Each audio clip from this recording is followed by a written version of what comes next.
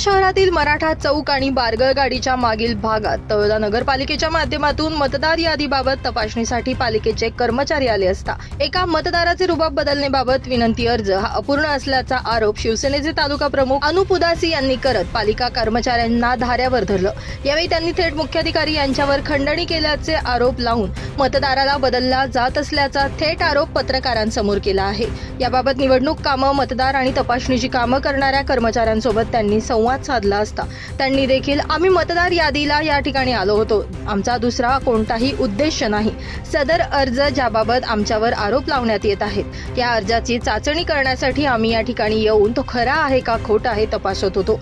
मात्र अनुप उदासी यांनी काहीतरी गैरसमज झाला असल्याचं त्यांनी यावेळी सांगितलंय।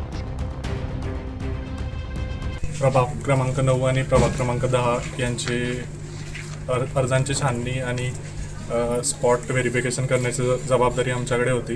तर त्यामध्ये एक विदाऊट पुरावे असलेला फॉर्म आढळून आला, त्याच्याबद्दल आम्ही इथं आलो होतो। संबंधित शिवसेनेने तुमच्यावरती आरोप केला आहे की अर्धवट फॉर्म भरलेला होता आणि कुठलीही शहानिशा न करता तुम्ही तो फॉर्म भरून घेतल्याचा पुरावा सादर करून तो दाखवण्याचा तुमचा प्रयत्न होता।